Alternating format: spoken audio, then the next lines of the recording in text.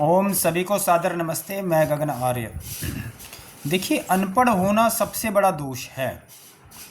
यदि कोई व्यक्ति अनपढ़ है अर्थात उसके पास विद्या नहीं है तो उसके अंदर सबसे बड़ा दोष है। और सबसे बड़ी जो विद्या, जो जानकारी, जो पढ़ाई लिखाई होनी चाहिए वो किस चीज़ की होनी चाहिए? वो पढ़ाई लिखाई है परमात्मा की और धर्म की। यदि परमात्मा की विद्या नहीं है, धर्म की विद्या नहीं है, तो वह व्यक्ति, शास्त्रों की विद्या नहीं है तो वह व्यक्ति अनपढ़ है। हम उसे क्या कहेंगे? अनपढ़ व्यक्ति है। क्योंकि अनपढ़ व्यक्ति जो होता है वह अपना तो नुकसान करता ही करता है, साथ में परिवार का और समाज का भी नुकसान करता है। जैसे मेरी आज एक व्यक्ति से बात हुई तो वो कहता है, जी मैं तो जन्म से आर्य हूँ, मेरे तो माता पिता जो थे वो भी आर्य थे। तो मैंने जब उससे पूछा, जी यदि आप जन्म से आर्य हो, और वो व्यक्ति बूढ़ा हो चुका था पूरी तरह से, मतलब पूरी उम्र जो है उसकी, मतलब वो क्या सोच रहा था कि शायद वो आर्य है।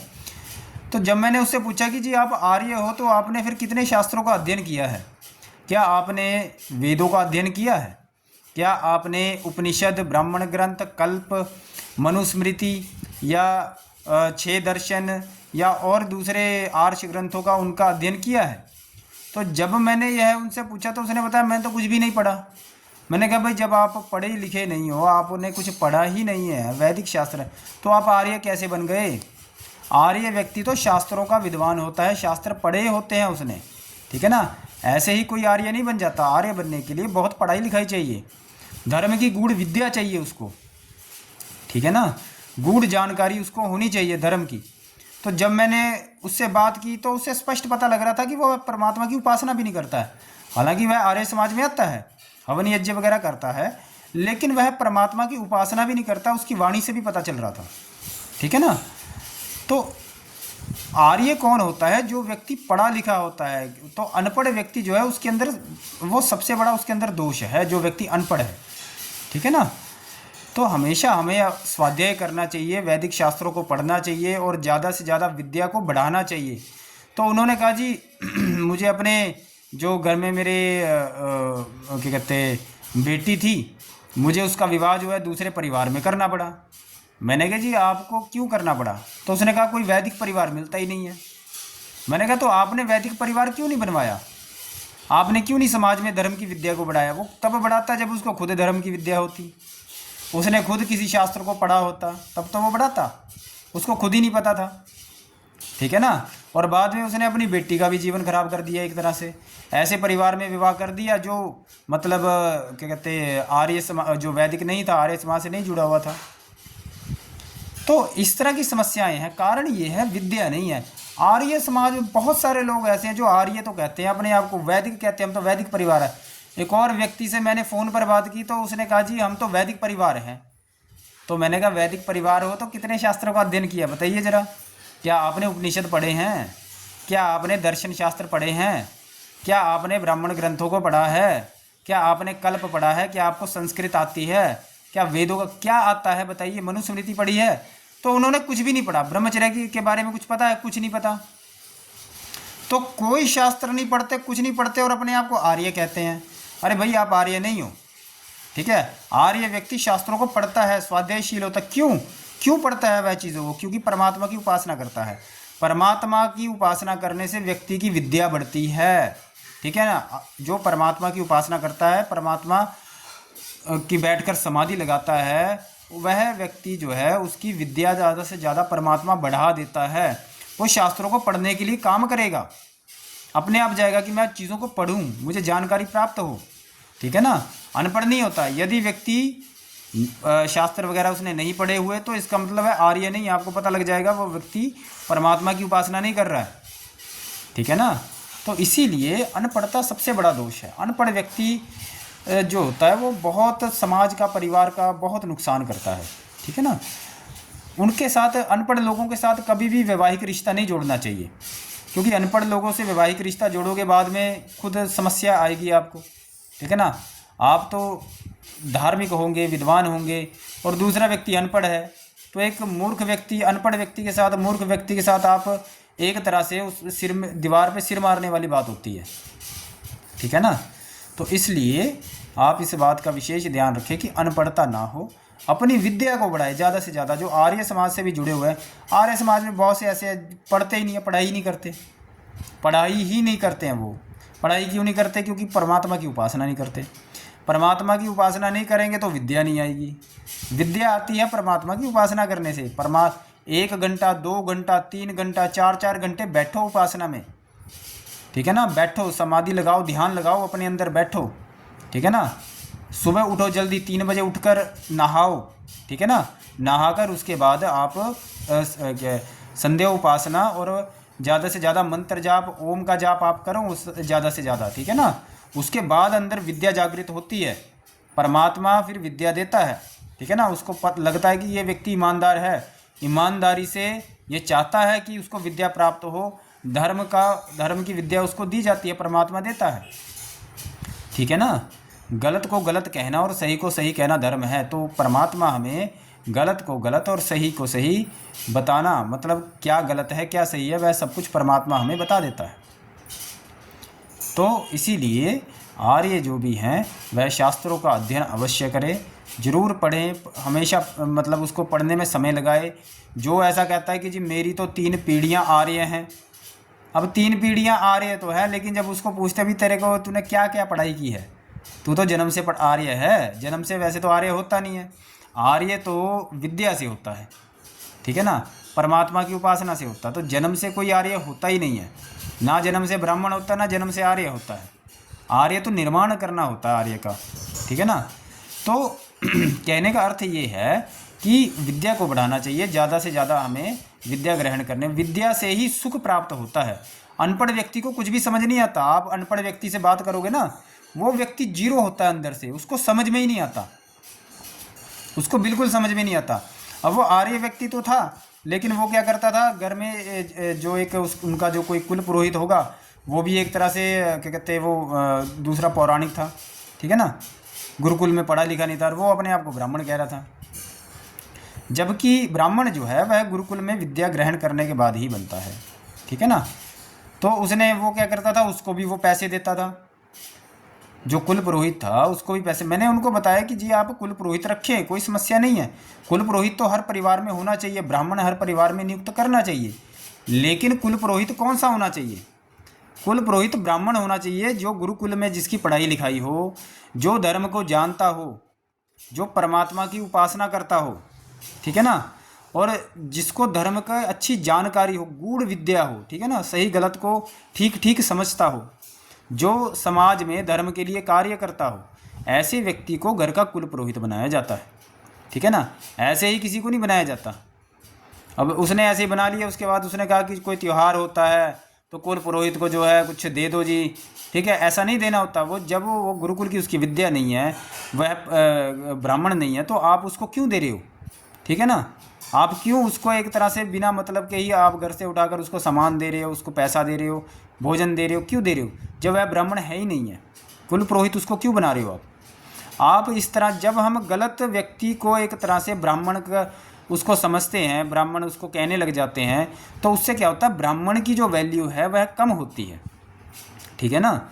उससे क्या होता है, ब्राह्मण की वैल्यू कम होती है, समाज में अव्यवस्था बढ़ती है। कोई भी व्यक्ति जो है ही नहीं उसके पास विद्या, आप उसको सिर पे बिठा रहे हो, ठीक है ना। तो इसलिए इस बात का विशेष ध्यान रखना चाहिए। कोई भी व्यक्ति है वह घर में कुल पुरोहित रखे, लेकिन मैंने जो आपको बताया कि वो जो व्यक्ति थे, चाहे वो आर्य समाज से जुड़े थे, लेकिन उनको विद्या नहीं थी, विद्या ना होने के कारण वो इस तरह का जो था वो गलत कर्म कर रहे थे, ठीक है ना। और उन्होंने जो कुल पुरोहित था वो भी ऐसा रखा हुआ था जो खुद मतलब आर्य नहीं था, ठीक है। और उसके बाद क्या नाम है इसका, बहुत से ऐसे कर्म थे, उन्होंने जो विवाह कर दिया अपनी बेटी का, वो भी दूसरे परिवार में कर दिया बेटी। और मतलब कई गलतियां होती हैं जब व्यक्ति को विद्या नहीं होती, धर्म की विद्या नहीं होती। आर्य समाज में आने के बाद भी लोग क्या करते हैं, विद्या ग्रहण नहीं करते, पढ़ाई लिखाई नहीं करते। अरे भाई पढ़ो, जीवन में पढ़ना बहुत ज़रूरी है। आपके पास पैसा कम है तो चल जाएगा, लेकिन पढ़ाई लिखाई नहीं है तो आप खुद भी परेशान रहोगे, दूसरे को भी परेशान करोगे, ठीक है ना। अनपढ़ व्यक्ति दूसरे को बहुत परेशान करता है। यदि अनपढ़ माता पिता हैं तो बच्चों का जीवन बर्बाद कर देते हैं। और 1200 साल की गुलामी यह एक तरह से अनपढ़ता की निशानी है कि लोग कितने अनपढ़ थे। अनपढ़ व्यक्ति को गुलाम बनाया जाता है। पढ़े लिखे जो पढ़ा लिखा व्यक्ति होता है, जिसके पास विद्या है, जो परमात्मा को मानता है, उसको कभी गुलाम नहीं बनाया जा सकता। ठीक है ना, उसको कोई भी वो पराधीन नहीं होता है। ठीक है ना, उसको सही गलत की समझ होती है भी क्या मेरे साथ सही हो रहा है, क्या मेरे साथ गलत हो रहा है। तो इसीलिए पढ़ाई लिखाई पर विशेष ध्यान दे। ठीक है ना, जो हमारी वैदिक विद्या है, गुरुकुलीय विद्या है, शास्त्रों की विद्या है। आज तो इंटरनेट का ज़माना है, बहुत सी चीज़ें जो हैं आपको ऑनलाइन पढ़ने को मिल जाती है। संस्कृत ऑनलाइन पढ़ने को मिल जाती है। ठीक है ना, तो इस चीज़ का ध्यान दें। आप पढ़ाई लिखाई करें ना, पढ़ने पर अपना ध्यान दें। करोड़ों अरबों पैसा आ रहा है लेकिन फिर भी पैसे पे ही लगे हुए हों। अरे भाई, पैसा जीवन का उद्देश्य नहीं है, धर्म जीवन का उद्देश्य है, परमात्मा जीवन का उद्देश्य है। ठीक है ना, अपना समय जो है पढ़ाई लिखाई पर लगाए, ना कि इन सब चीज़ों पर कि भाई हमें क्या कहते बस हवन कर दिया मात्र, और हवन करने के बाद हम तो आर्य हो गए, हम तो आर्य परिवार में पैदा हो गए जी, हम तो आर्य हो गए। नहीं भाई, आर्य बनने के लिए विद्या चाहिए, बहुत विद्या चाहिए। कोई यदि कहता है कि हम तो जी वैदिक परिवार हैं, आप वैदिक परिवार हो तो भाई आप ऐसा करो, पहले ये बताओ कितने शास्त्रों का अध्ययन किया है, पढ़ाई लिखाई बताओ ना पहले। अब कोई कह दे जी मैं डॉक्टर हूँ, अब डॉक्टर तो उसने अपने आप को कह दिया, ना तो उसने पढ़ाई की डॉक्टरी की, ना उसने MBBS की पढ़ाई की, कुछ उसको आता जाता नहीं है, और वो अपने आप को डॉक्टर बना समझ के बैठा हुआ है। यही तो जातिवाद था, यही तो अनपढ़ता है, यही तो अविद्या है। इसलिए हमें विद्या को बढ़ाने पर समय लगाना चाहिए। विद्या बहुत ज़रूरी है। अनपढ़ता की वजह से परिवारों में बहुत समस्या आती है। ठीक है ना, एक दूसरे की बात नहीं माननी जाती। क्यों? क्योंकि धर्म की विद्या नहीं है, परमात्मा को नहीं मानते, परमात्मा की उपासना नहीं करते, सुबह जल्दी नहीं उठते हैं, यही सबसे बड़ी समस्या है। जो लोग कहते हैं कि हम धार्मिक हैं जी, तो उनसे पूछा जाए भी कितने बजे उठते हो, वो सुबह जल्दी नहीं उठते। अरे भाई, जो जल्दी सुबह 3 बजे नहीं उठता वह व्यक्ति धार्मिक नहीं होता। ब्रह्म मुहूर्त में उठना होता है। ठीक है ना, सुबह उठकर नहाना होता है। ठीक है ना, 2 टाइम नहाना होता है, सुबह नहाओ और शाम को नहाओ। उससे क्या होता है, जो हमारा दिमाग के अंदर जो स्ट्रेस है, जो टेंशन है, जो डिप्रेशन है, नहाने से वो ख़त्म हो जाती है। और नहाने का भी समय होता है, कितने बजे नहाना है। सुबह 3 बजे उठते हो तो 3 बजे उठने के बाद, टॉयलेट वगैरह जाने के बाद, शौच आदि के बाद, उसके बाद हमको जो है नहाना होता है। ठीक है ना, स्नान करना होता है। और शाम को भी नहाना चाहिए। शाम को कब नहाना चाहिए? जब आप संध्या करने लगे हो, यानी कि शाम का जो समय होता है, संध्या उपासना का जो समय होता है, उससे पहले भी आपको नहा लेना चाहिए। उससे क्या होता है, मन एकदम शांत हो जाता है, स्ट्रेस जो होता है पूरी तरह से ख़त्म हो जाता है, टेंशन पूरी तरह से ख़त्म हो जाती है, और मन एकदम शांत होने की वजह से संध्या उपासना जो हमें करनी है वो बहुत अच्छे तरीके से होती है। इसीलिए नहाना बहुत ज़रूरी है। बहुत से लोग नहाते भी नहीं हैं। ठीक है ना, 2 टाइम नहाना चाहिए। एक टाइम नहाते ज़्यादातर लोग, लेकिन मैं ये मानता हूँ कि हमको 2 समय नहाना चाहिए, शाम को भी नहाना चाहिए। ठीक है ना, हो सके तो 2 समय नहाएं, और गर्म पानी से मत नहाएं, हो सके तो ताज़े पानी से, जो ताज़ा पानी होता है उससे नहाना चाहिए। उससे क्या होता है कि जो हमारी तामसिकता होती है पूरी ख़त्म हो जाती है, आलस्य पूरा ख़त्म हो जाता है सुबह नहाने से। यदि हम थोड़ा मतलब ठंडे पानी से थोड़ा नहाते हैं तो आलस्य पूरी तरह से ख़त्म हो जाता है। तो ये सब चीज़ें हैं। इससे क्या होता है, हमारी विद्या हम बढ़ाने में बहुत मतलब हमें फ़ायदा मिलता है, परमात्मा की उपासना करने में बहुत हमें लाभ मिलता है। तो इस बात का विशेष ध्यान रखें और अनपढ़ता को ख़त्म करें समाज में से। वैसे इंटरनेट का ज़माना है, इंटरनेट आ चुका है, तो उससे क्या है कि ज़्यादा से ज़्यादा लोगों की विद्या बढ़ रही है। तो आपस में एक दूसरे की विद्या बढ़ाएं, शास्त्रों की विद्या बढ़ाएं।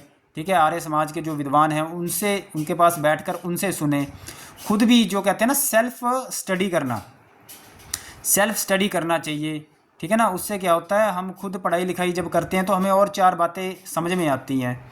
ठीक है ना, तो और उससे क्या होगा कि हमें हमारी जो जानकारी है, जो नॉलेज है वो बढ़ेगी, हम अपने बच्चों को दे पाएंगे। ठीक है ना, ऐसे ही विद्या बढ़ती है। पहले के समय में माता पिता जो होते थे वो अनपढ़ नहीं होते थे, पढ़े लिखे होते थे, इसलिए सही फैसला लेते थे। आज के समय में जो माता पिता वो अनपढ़ हैं पूरी तरह से। अनपढ़ लड़का लड़की को कभी भी विवाह नहीं करना चाहिए, क्योंकि वो कल को बच्चे पैदा कर देंगे और फिर बच्चों का जीवन बर्बाद करेंगे।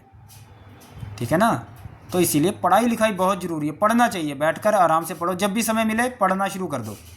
ठीक है ना, जब भी समय मिले। हो सके तो खेती करो, कि खेती करने से क्या होता है, हमारे पास अच्छा खासा समय होता है, भोजन का प्रबंध होता है, भोजन की व्यवस्था होती है, हम पढ़ाई लिखाई अच्छे से कर सकते हैं। नौकरी करने से क्या होता है, हमारा सारा समय वो नौकरी करने में ही चला जाता है, ठीक है ना, हम उसी में फंसे रह जाते हैं, स्वाध्याय या पढ़ाई लिखाई हम कर ही नहीं पाते। इसीलिए खेती को ज़्यादा महत्व दिया गया है, क्योंकि खेती में साल में 2 समय ही जो होता है काम ज़्यादा होता है, उसके बाद तो नॉर्मल ही काम होता है, एक तरह से फसल बीज दी जाती है, तो फिर उसकी बस थोड़ी सी केयर ही करनी होती है। तो पढ़ने के लिए हमारे पास अच्छा खासा समय होता है, तो पढ़ाई लिखाई हम कर सकते हैं। इसीलिए पढ़ने पर विशेष ध्यान दें, सत्व गुण को बढ़ाए, प्राणायाम करें, प्राणायाम करने से विद्या और ज़्यादा बढ़ती है, ठीक है ना, पढ़ाई लिखाई ज़्यादा से ज़्यादा होती है। तो अनपढ़ता को ख़त्म करना बहुत ज़रूरी है, पढ़ा लिखा व्यक्ति ही अच्छा होता है, इसलिए ब्राह्मण की सबसे ज़्यादा वैल्यू है, ठीक है ना। ब्राह्मण को सबसे ज़्यादा ऊंचा क्यों कहा गया सभी वर्णों में, क्योंकि पढ़ाई लिखाई होती है, विद्या होती है उसके पास, ठीक है ना। तो इसीलिए ज़्यादा से ज़्यादा हमें पढ़ना चाहिए, पढ़ाई लिखाई करनी चाहिए, ठीक है ना, अपनी विद्या को बढ़ाना चाहिए, पढ़ने में ही ध्यान देना चाहिए, वैदिक धर्म के जो शास्त्र हैं उनका अच्छा अध्ययन करना चाहिए, उपासना करनी चाहिए। ओम नमस्ते।